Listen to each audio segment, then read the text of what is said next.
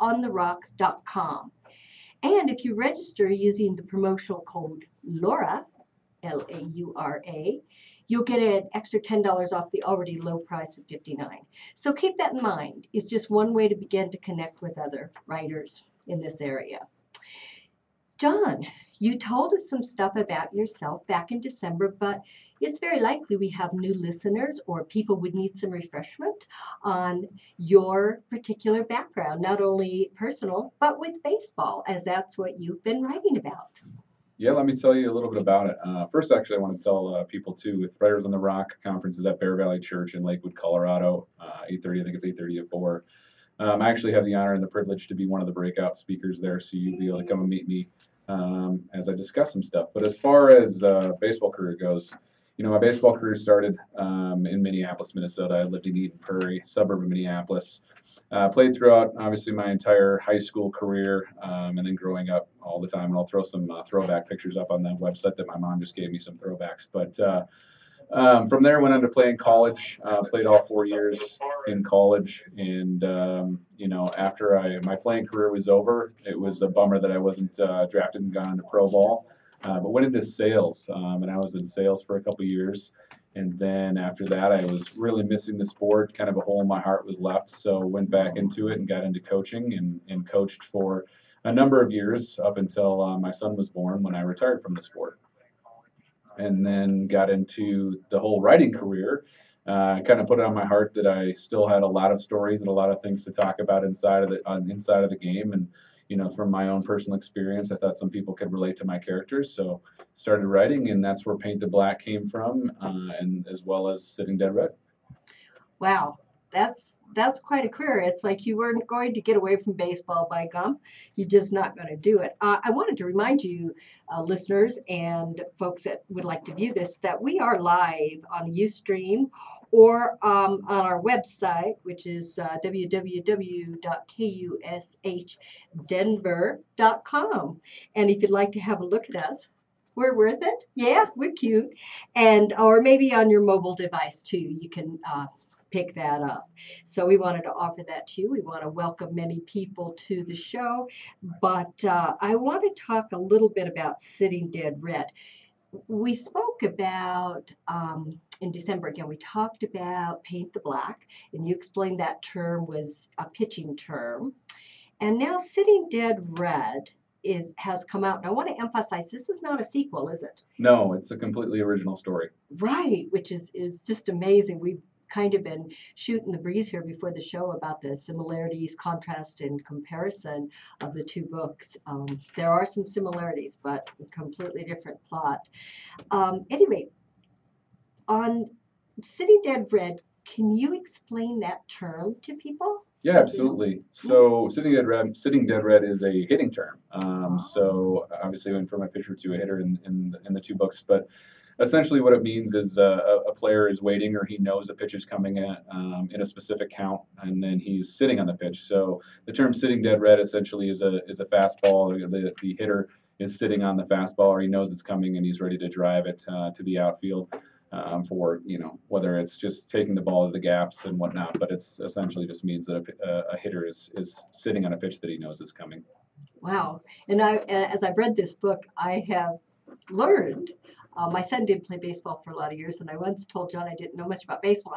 Mechanically speaking, that's true, but I'm learning. I'm really learning a lot from his books, and when you explain it now, I get that, because during the course of this book, you hear or you read about Royce, the main character, and his ability to read and anticipate what's coming next.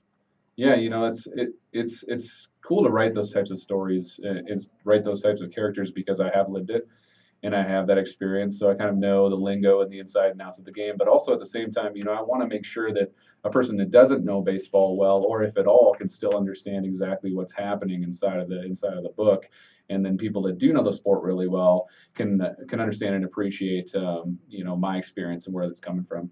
Right, and if you're like me out there, folks. I don't know if anybody's like me, but I have an insatiable appetite for knowing about things I don't know about. So that means I'm pretty busy learning all the time because I don't know much about anything, but I do love these books. They've just been grand. So his first book was called Paint the Black. We mentioned that. It was published in June of 2015. This one came out February 2016. And I would just like to ask you a question as a writer, and that is, you are a stay-at-home dad.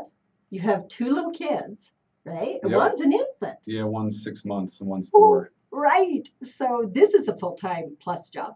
Where in the world do you find the time to write? It's a good question, and I also run a nonprofit, so I have a lot of stuff going on in my life. Mhm. Pretty busy. But as far as the time to write, I really set aside a specific schedule for myself to get my work done. I usually try to write about 1,000 words a day, and that's right around the time between 1 and 2:30, 1 and 3ish when my kids are having their quiet time. And then if I need more time, then my wife is gracious enough to give me a little bit more time after our kids go to bed, so I can finish what I need to do. But writing in itself is a it's a career that you have to take to, I think, full force. Just kind of go after it. And I want to make it a career essentially when my kids go to school. So I'm trying to do as much as I can, and not only the writing aspect, but the marketing aspect, which is, you're a marketer just as much as you are as a writer. So there's a lot of things that I have going on during the day that I try to juggle, and try to get done. Yes, you do. And anyone who now says to me, men do not know how to multitask, I have to say to them, you do not know J.D. Dudica, because I think he redefines that multitask thing, and he has a lot of energy. I appreciate it. I raised one child, and I was a stay-at-home mom. I worked from home too, but anyway. And I have help. My wife works from home as well, so Oh, we're brilliant. able to just kind of tag team it and stuff like that. I mean, we've been really blessed with our situation for sure. So it's pretty cool to have us both home all the time with our kids. Oh boy, and those kids are going to love that. Um, so in both your books, you give us a lot of interesting detail in terms of the mechanics of baseball, but also the psychological things in terms of the different coaches, in terms of the different styles of teammates. I know the one coach is very kind and very forgiving and very understanding. These are young people that he's dealing with. Um, the other one is kind of well, I guess if I could say anything, I would say so many dance teachers I've had, I can break it out the same way. You have some that are just nurturing and loving, and others are like, do it and don't give me any stuff. Right. And that's the way it is. And they also are the ones, generally speaking, that, you know, aren't necessarily encouraging, but they sure can teach you a lot about discipline and yes, ma'am, no matter what. Um, when we begin to see the story, and I'd like a little synopsis of our friend Royce, who is our protagonist or main character here in Sitting Dead Red. Can you give us a little synopsis of what's going on here? Yeah, absolutely. So in Sitting Dead Red, the story follows, like Laura said, Royce Thorne is the main character, and he is a collegiate baseball player, and just finishing up his sophomore year of college, going into his summer season, and gets an opportunity to play for a summer baseball league, which is set actually fictionally, of course, but set in Colorado. And it's similar to people that are familiar with baseball, the Northwoods League and the Cape Cod League. Northwoods League I've coached in and been a part of, so have experience in a lot of summer leagues throughout the nation. But as far as this story goes, it follows him throughout his summer collegiate season. He goes through, or he's battling currently in the story, a cheating scandal that he has to go through from his regular collegiate season in his college, and then he has a very abusive and alcoholic and verbally abusive father. Kind of has to deal with the ghost of his mother's past, who passed away at a pretty young age for Royce, and then also has to deal with the tragedy of a teammate and friend. A lot of the things that Royce goes through, I personally have dealt with depression and different things that he goes through. So it's really, it hits home for me because I'm able to write it from a personal perspective, and I'm able to hopefully put it to paper and people can relate to it no matter if they're a baseball fan or not. It doesn't necessarily matter. It's just a real life story. And the thing I love about this story, and I want to say too, this is Christian fiction, as was Paint the Black. And I believe your third one is too. We'll get to that in a second. But the beautiful thing about these books that I have found is that we are taking these people that are imperfect and their lives are a mess. I mean, Royce is a mess, folks. If you're in need of looking for a mess to read, Royce is a mess, isn't he? Yeah, Man, this dude cannot get it together anywhere. Whew, he's having a time.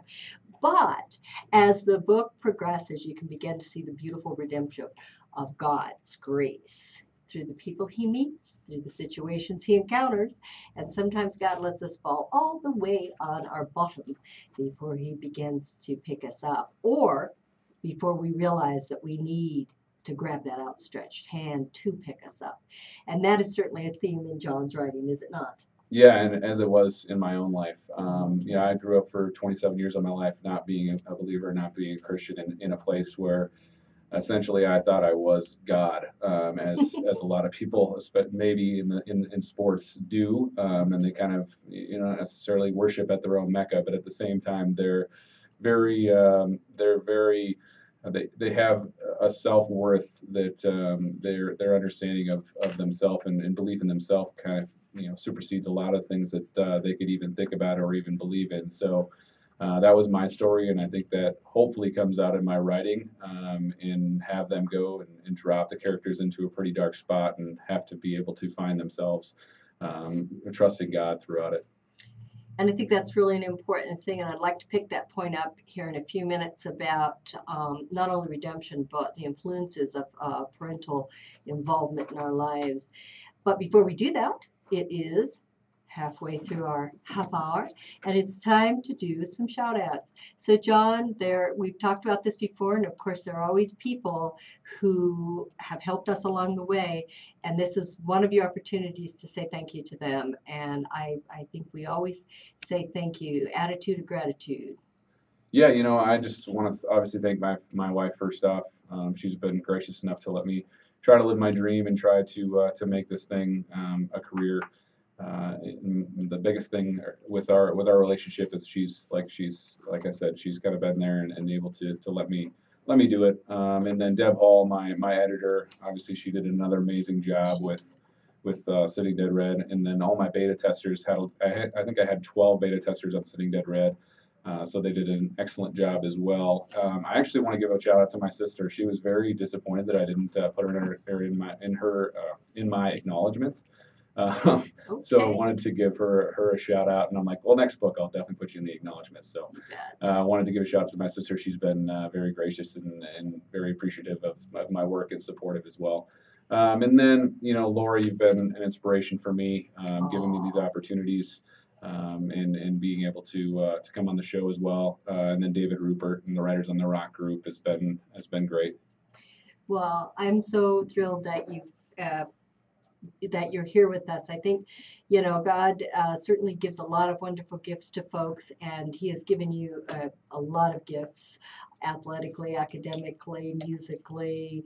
You are a great writer, in my opinion, and for me, I think one of the gifts He gave me is I just want to run around sharing this stuff with people, because there just isn't enough good literature out there, in my opinion. And boy, when you come across some stuff you want people to read for health and happiness, and even if you don't know baseball, many people out there understand darkness, that dark side. And I am beyond redemption. And John has shown us in both of his books that is not God's plan for our lives.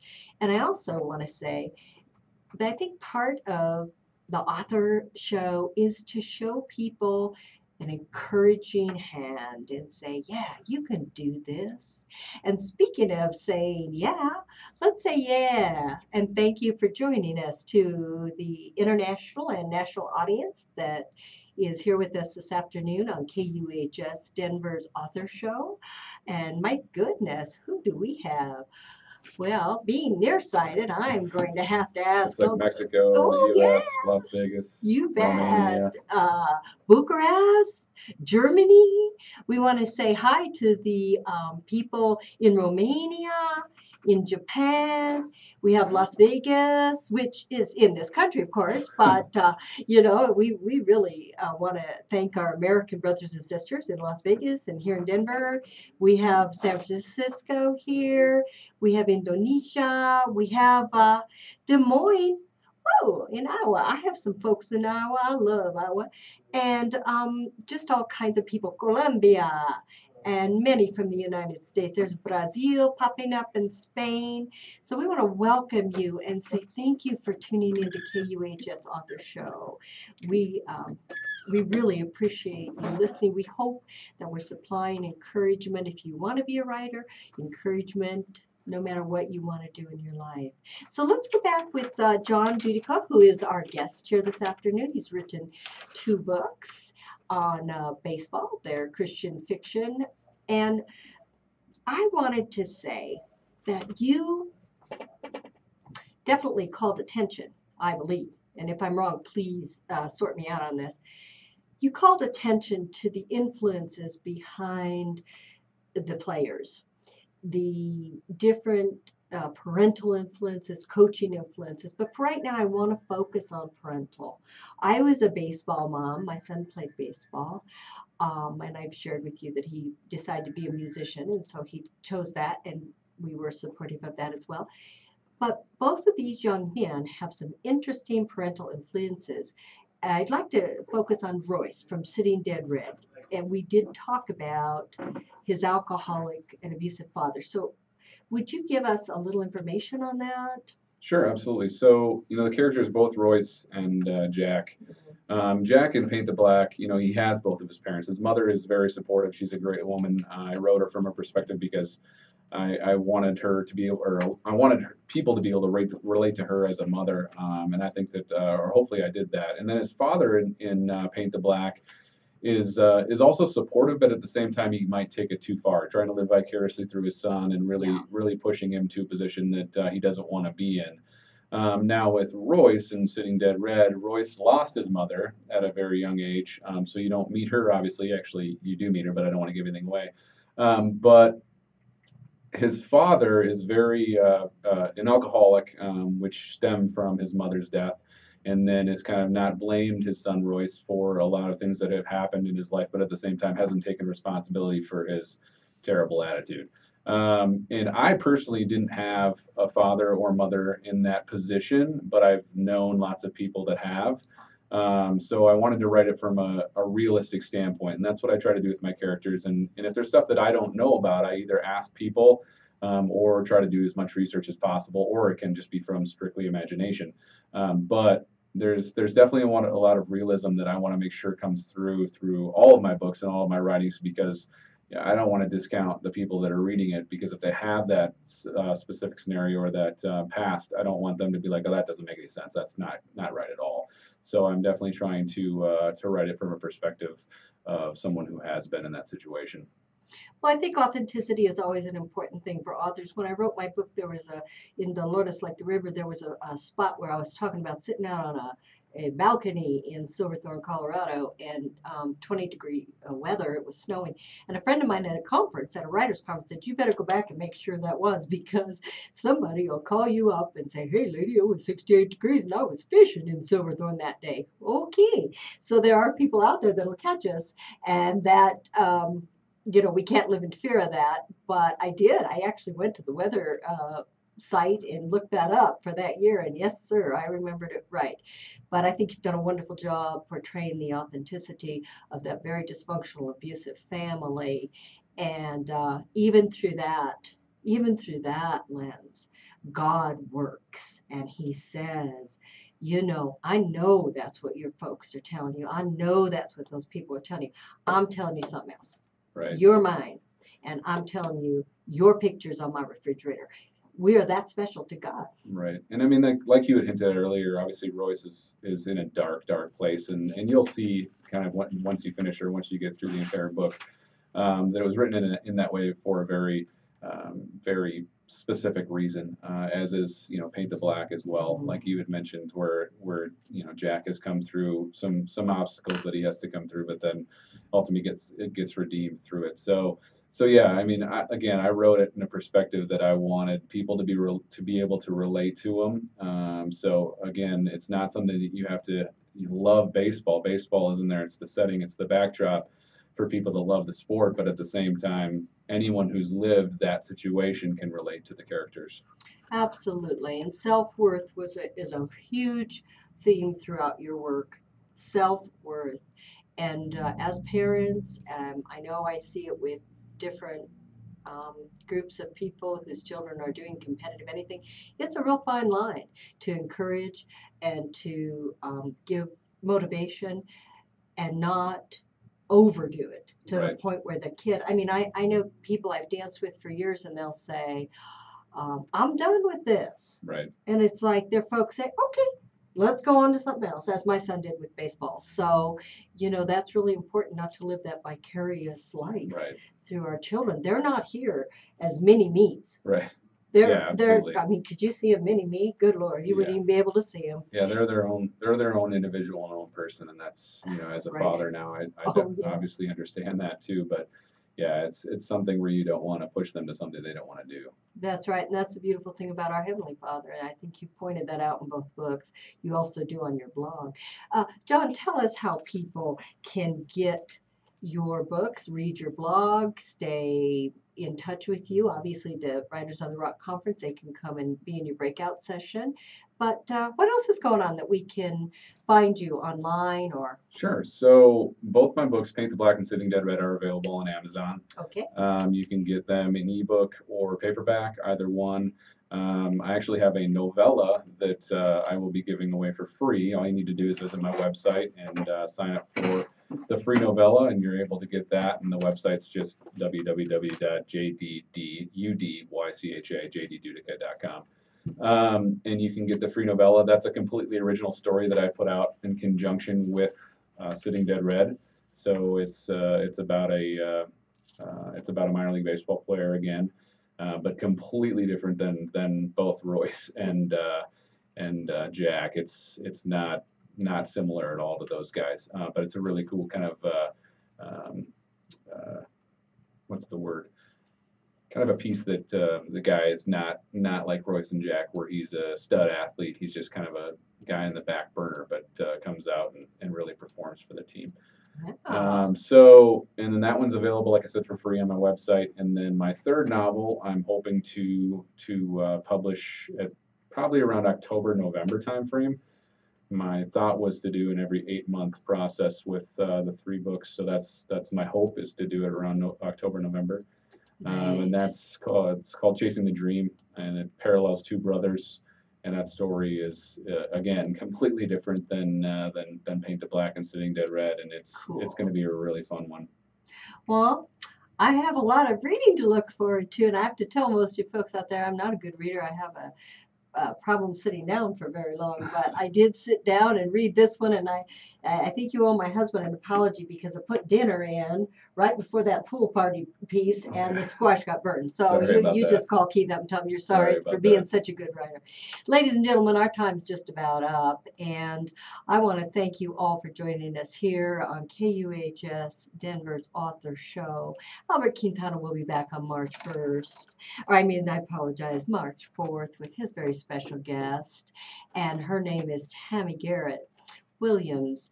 This half hour has been brought to you by No More Green Chili that Albert wrote, and if you haven't checked that out too.